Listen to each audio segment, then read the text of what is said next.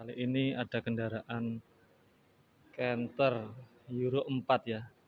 Padahal kendaraan baru 1,5 tahun. Di sini kendaraan ini mengeluhkan bahwa saat stasioner itu dia bunyi grok grok grok grok grok grok grok grok grok grok di bagian tengah ini ya teman-teman, di bagian tengah. Dan ternyata setelah kita cek itu yang bermasalah suaranya itu dari transmisi atau dari persnelengnya. Nah, setelah kita menganalisa kalau itu dari persnelengnya, itu suaranya berada di tengah, di sebelah tengah sini ya, jadi di mobil situ. Sedangkan saat kendaraan itu dikopling, jadi saat kendaraan dikopling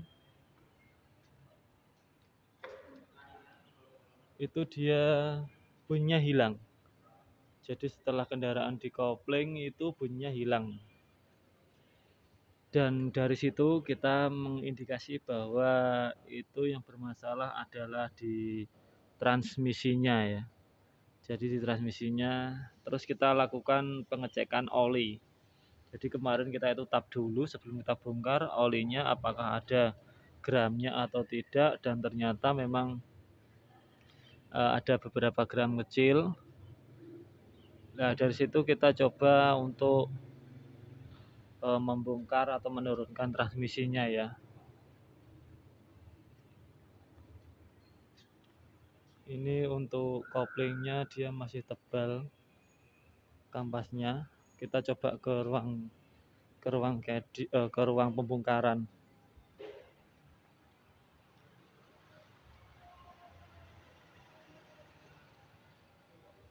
Di sini kemarin untuk transmisinya kita bongkar. Ini untuk gigi-giginya ya.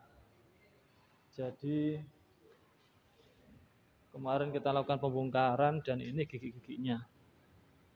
Ada gigi 1, 2, 3, 4, dan 5. Di sini ada gigi-giginya. Setelah kita lakukan pengamatan, untuk giginya ini tidak ada yang bermasalah ya teman-teman. Karena kelihatannya masih bagus semua.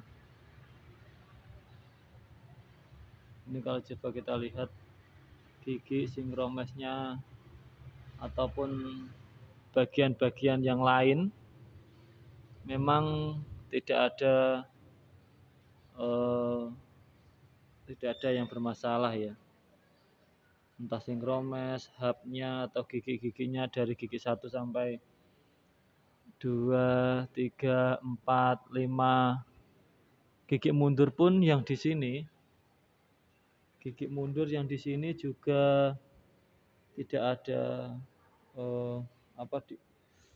tidak ada yang bermasalah. Tapi terus kita coba lakukan pengecekan di gigi renteng. Gigi rentengnya alhamdulillah aman semua.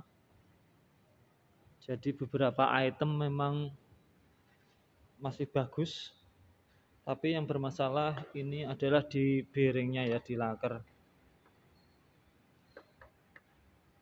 Jadi untuk laker persneleng sendiri dia ada 4 biji, yaitu laker depan 2, laker belakang 2 biji.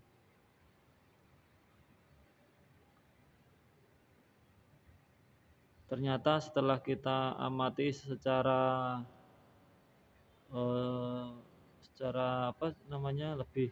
lebih intens ya, lebih tenanan, lebih serius gitu kan. Ini ternyata kocak teman-teman. Ternyata kocak. Jadi laker yang belakang ini kocak. Ini. Terus untuk yang laker depannya, dia selain kocak juga saat diputar itu bunyi. Tapi kalau lewat video ini nggak kedengeran ya, nggak kedengeran bunyinya. Memang rata-rata untuk bawaan ataupun kalau bearing yang model bulat-bulat seperti ini itu untuk umur biasanya memang lebih cepat kena ya, karena memang untuk kendaraannya juga muatannya overload, terus mungkin secara operasional penggunaan juga mungkin ada masalah, yang mana dia mungkin selalu menggunakan gigi besar ya, seperti itu. Jadi nanti kita ganti bearingnya dengan yang model fittingan. Jadi bearingnya ini yang bagian dalam ini modelnya seperti lonjong-lonjong itu ya teman-teman. Dia lonjong dan lebih banyak. Jadi kemungkinan itu lebih kuat. Biasanya gitu.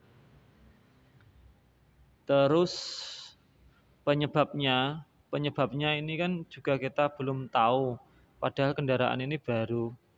Kemungkinan kita menganalisa kalau ini bearingnya yang kena itu biasanya saat angkatan ataupun perpindahan gigi, dia itu cenderung gigi besar.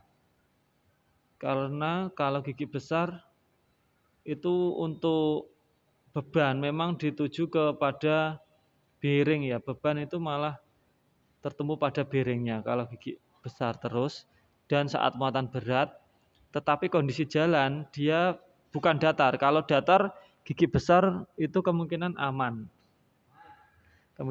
Tapi kalau gigi besar saat mungkin tanjakan atau apa dia telat untuk mengoper dan itu berulang kali, itu yang kena laker-lakernya. Mungkin kalau kendaraan ini sudah lama yang kena bisa giginya. Jadi yang kena bukan hanya laker atau bearing, tetapi juga yang kena bisa giginya. Gigi ini ya, gigi-gigi dari persneling ini bisa juga rompal. Berhubung ini kendaraan baru yang kalah bearingnya, kemungkinan seperti itu kalau kita menganalisa. Kalau kendaraan ini tidak ada trouble, kemungkinan meskipun bearing seperti ini, dia itu awet teman-teman.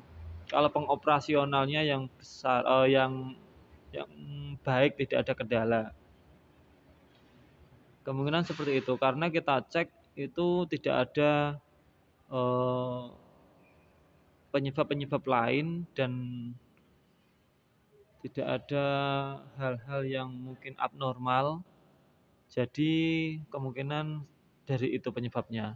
Dan yang kena adalah bearingnya. Dan nanti coba kita setelah ganti hasilnya bagus, berarti positif, itu bearing yang bermasalah, dan penyebab kemungkinan besar adalah cara pengoperasionalnya.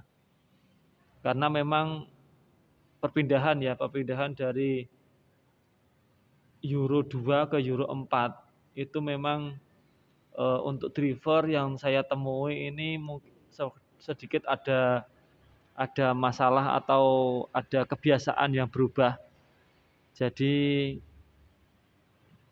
mungkin akan ada masalah-masalah yang timbul, yang mana itu berasal dari kebiasaan yang salah. Karena memang untuk kendaraannya beda ya, untuk yang Euro 2 ataupun Euro 4 ini memang berbeda. Jadi seperti itu teman-teman. Semoga pengalaman yang kita alami di sini itu bisa bermanfaat, karena kedepannya memang di Indonesia sendiri tidak akan ada lagi kendaraan Euro 2, semua kendaraan niaga akan Euro 4. Dan terlebih lagi mungkin ke depan lagi, karena memang teknologi semakin maju, mungkin akan ada yang namanya kendaraan listrik juga untuk niaga.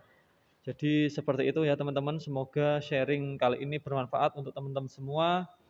Dan bila ada pertanyaan ataupun tambahan mengenai materi saya atau sharing saya yang salah, bisa dikoreksi melalui komentar.